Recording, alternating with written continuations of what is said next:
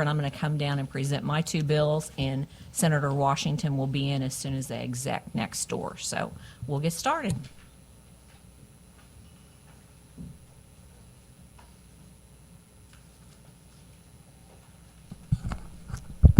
All right, the first bill up is going to be Senate Bill 834, presented by Senator Crawford.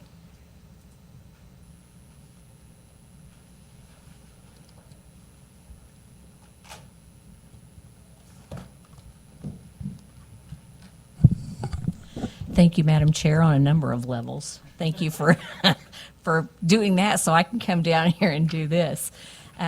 Senate Bill 834 is the Uniform Mortgage Modification Act, and I think it's easier to explain this bill by just using an example. So Senate Bill 834 would establish rules confirming that common loan modifications, things such as lowering interest rates, extending loan terms, or adjusting payments, would not change a lien holder's position. So in other words, if you have a first mortgage one place, a second mortgage another place, the first mortgage makes some modifications, certain modifications that are listed in the bill.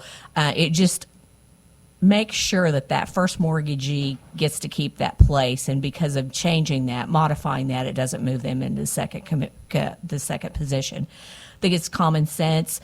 There are some other states. A couple of states have already passed it, Utah and Nevada, and several others are working on it this year. So I'm happy to answer any questions that you may have. Thank you, Senator. I have no questions at this time, so I guess I will open it up to witnesses. First witness forward in support of the bill, please. Don't forget to fill out your witness form and make sure the microphone is on. Thanks. Madam Chair, David Kent, registered lobbyist for the Missouri Bankers Association. Senator Crawford, I want to thank her for sponsoring the bill. She's exactly right as far as what this bill's intent is trying to do. And really the goal is to incentivize banks to work with their customers, particularly if they're trying to avoid foreclosure or just working out and particularly lowering an interest rate, et cetera. It just provides some safety and security for the banks to be able to accomplish that. So that's what the intent of the bill is doing. Happy to answer any questions. Very good. And you, the senator mentioned it's already in place in Utah and Nevada. Is this Correct. like something that seems to be more important in your industry? Yeah. So I think there's been 2 states that have passed it. I think there's probably 6 or 8 states that have introduced it in addition to Missouri this year. And I think this will be something that will try to be uniform across all 50 states Okay. Eventually. Yeah. That makes sense. Yeah. So, all right, very good. All right, thank you for your testimony. Next up in support of the bill.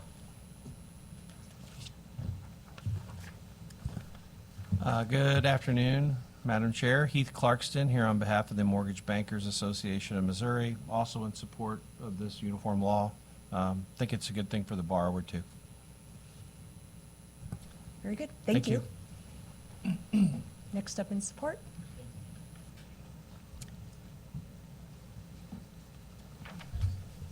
Madam Chair, Andrew Arnold on behalf of the Missouri Independent Bankers Association, also on record in support of the bill. Thank you. Anyone else in support of Senate Bill 834? All right, seeing none, is there anyone here to speak in opposition to Senate Bill 834?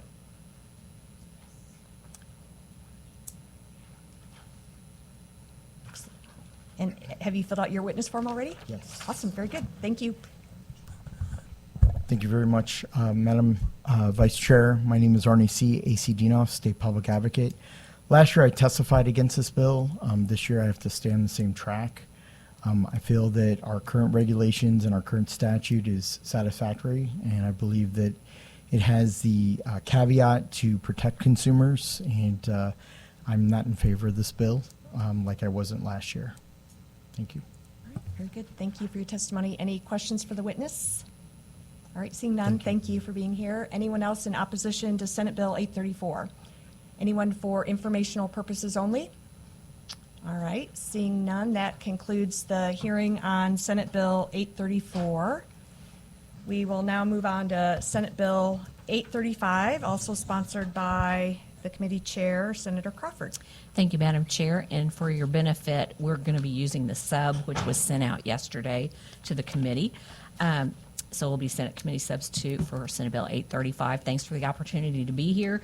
This bill updates Missouri's bankruptcy and garnishment laws. It lays out several different things. One of the things that it does, it increases the exemptions for bankruptcy. Like, for instance, there's currently a $15,000 home ownership exemption. My bill raises that from 15 to 30. It also raises several other categories of exemptions. Along with that piece of the bill, it sets up a framework for garnishment, and it also would state that there's immunity for judgment debtors who testify in a debtor's deposition, ensuring that their testimony cannot be used in a criminal prosecution unless it's a case of perjury or false statements. So basically just updates the garnishment laws, and also on those bankruptcy exemptions, I failed to mention it sets a CPI, so those will go up with CPI. Happy to answer questions. All right. Any questions from the committee? All right. Seeing none, thank you for your opening. We'll open it up for testimony in support of Senate Bill 835, the sub.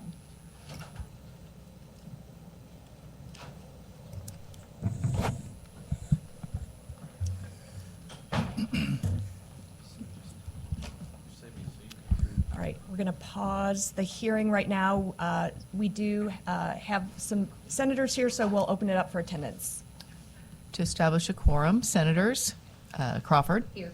Gregory. Here. Brown. Here. Huff. McCreary. Here. Mosley. Trent. Yeah, thanks. All right, proceed with your support. Good afternoon. My name is this on? Yep. Okay. My name is Keith Thornburg. I'm a general counsel and a registered lobbyist for the Missouri Bankers Association. I'm here in support of Senate Bill 835. I appreciate Senator Crawford for filing this. The NBA actually engaged on this 2 years ago. Over on the House side, Representative Roberts had filed a bill similar to this to update the exemptions for inflation. And we had some concerns with that. He had filed it on behalf of a consumer debtor's attorney in Joplin. And so we worked with that attorney, and we put together a task force of banking and creditor attorneys to update these exemptions in here. They hadn't been updated for close to 20 years. Some of these statutes are frequently amended, but the exemption amounts that offer debtors some protection hadn't been adjusted for over 20 years. While we were working on that, we have a new statute dealing with bank financial account garnishments. Our current law is drafted primarily for wage garnishments. It just doesn't fit very well, and it results in a lot of expense and exposure for banks and credit unions in responding to garnishment requests, so we cleaned that up with a new section. We did add, as the senator noted, a CPI adjustment for these exemptions. These exemptions apply whether it's a garnishment or a bankruptcy proceeding. Federal exemptions that we have not opted into, they adjust every 3 years, so that's in the bill too, to make that automatic. And then we picked up the testimony protection for judgment debtors, so they're protected from self-incrimination if they're deposed by a creditor trying to find assets. And that was brought to us by a group of creditor attorneys that run into this issue periodically, where assets have been hidden and a debtor, often a spouse, doesn't want to testify where they put these things. So this would allow them to testify without fear of being prosecuted. If you have any questions, I'd be happy to respond. Very good. Senator Gregory? Yes, thank you. So I'm looking at some of these exemptions, and it looks like some of them are going up, and then I guess some of them you're taking down. I see here you want to take wedding rings and jewelries from $5,000 to $1,000? Yes, but there are additional changes in there where we're combining that with an exemption that's in there. It was 500.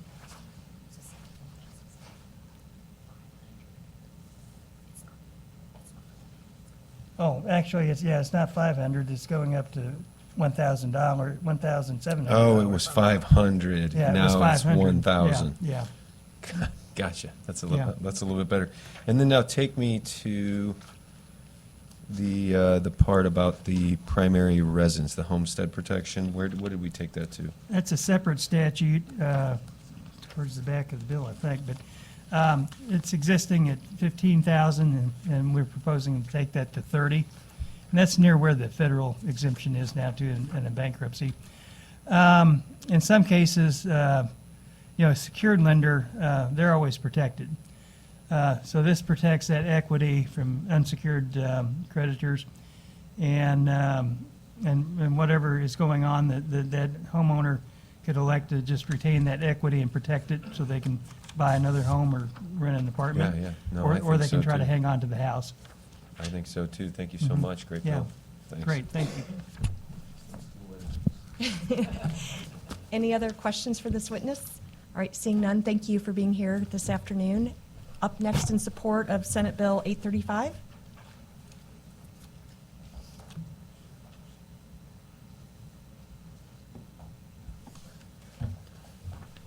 Madam Chair, members of the committee, Andrew Arnold on behalf of the Missouri Independent Bankers Association in support of the bill.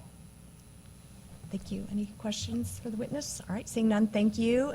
Anyone else in support of Senate Bill 835? Anyone here this afternoon in opposition to Senate Bill 835? Please step forward and please make sure you've submitted your witness form.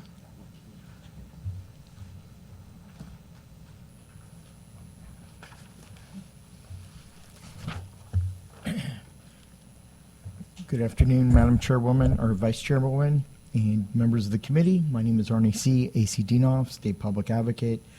This is a law making it more difficult against debtors. We all have been in a bad spot in our lives where things didn't go right or the way that we wanted them to go. That doesn't mean that big corporations can take the squeeze on people and squeeze every nickel and dime out of them. This is taking more money from people having a difficult financial hardship. Today's inflation and increasing costs in food, utilities, and supplies is skyrocketing on a monthly basis. It sounds like this bill is for the debt attorneys and corporations. This bill is squeezing, like I said, every nickel and dime possible. The thresholds are increasing, and I believe that this is a special interest corporate banking bill, and therefore I have to oppose SB 835. Thank you. Thank you for your testimony. Any questions for the witness? All right, seeing none, thank you. Anyone else here in opposition to Senate Bill 835? Anyone here for informational purposes only? All right, seeing none, that concludes the hearing on Senate Bill 835, and I'll turn it back over to the chair.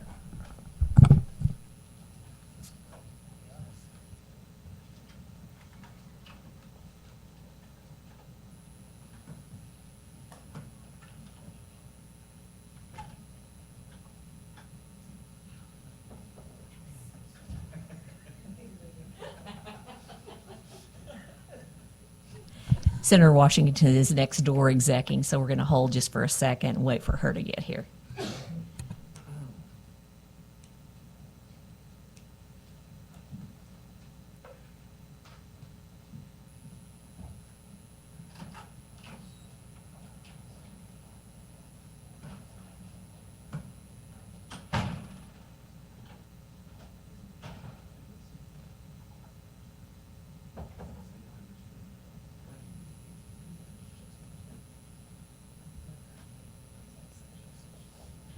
They're execing right now, so she'll be here just shortly. So bear with us.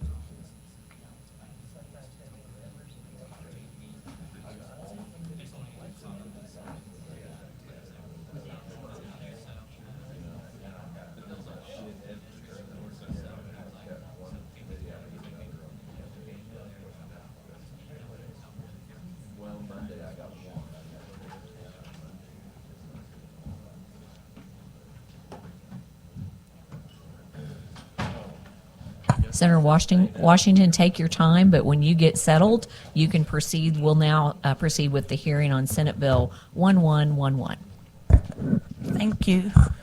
Thank you, Madam Chair and committee. For the record, I am Senator Barbara Ann Washington. I represent the 9th Senatorial District in Jackson County, Missouri. I have a large portion of the city of Kansas City, Raytown, and a tiny bit of Lee Summit and Independence. I want to present today Senate Bill 1111. It's a very straightforward piece of legislation that seeks to modify our state's bankruptcy laws to reflect what the economic changes have been since we set the homestead exemption. So this is for, right now, the homestead exemption for our citizens that file for bankruptcy is $15,000. And that's just not enough. It's just not enough. I mean, where I live right over the state line in Kansas, there is an unlimited homestead exemption. And if you're familiar with Johnson County, Kansas, you would know that there are lots and lots and lots and lots and lots of multimillionaires. So there goes. So anyway, our statute is written for a long time ago when homes were $15,000. So just real quick, I want to increase it. And you and I have talked.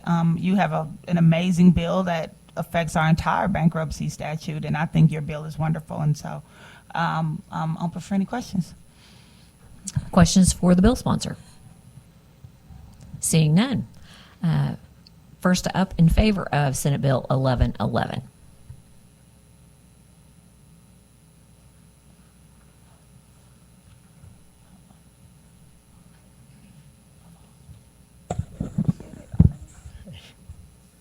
Thank you very much, Madam Chairwoman, members of the committee. My name is Arnie C. A.C. Dienoff. I'm in favor of this Senate bill. I believe that we're going to hit a housing crisis, possibly this spring or this summer. Our inflation is increasing on a monthly basis. Things are skyrocketing. I believe that something is going to break in the housing market. It's been too good for too long. I think there's going to be a lot of people that are going to be stuck with mortgages, high interest rates. This has not been increased in a number of, I believe, decades. I think when it comes, everybody needs housing, and people fall on hard times. There needs to be a higher exemption than $15,000. $15,000 is probably a small shed, kind of like the corner of this room maybe, in terms of the value in square footage. So we need to have something that's desirable in terms of if people fall on hard times and have a homestead exemption. For those reasons, I think it's appropriate in today's economic times with the inflation, everything skyrocketing. I believe in the bill. Thank you, Madam Chairwoman. Questions for this witness? Thank you for your testimony. Anyone else here to testify in favor of Senate Bill 1111? Anyone to testify in opposition to Senate Bill 1111? Seeing none, anyone for informational purposes only for Senate Bill 1111? Seeing none, Senator, any final comments? Nope, it's a good bill. It helps our citizens. What we don't want is for people who are who may suffer financially to lose their homes if they have to resort to bankruptcy. And if we don't raise this, that could actually happen. So thank you. Thank you. This will conclude the hearing on Senate Bill 1111. And with that, I make a motion that we adjourn. Do I have a second? I have a second. All in favor say aye. Aye. And we are adjourned. What would have happened if I had a second? I guess we would have been in trouble.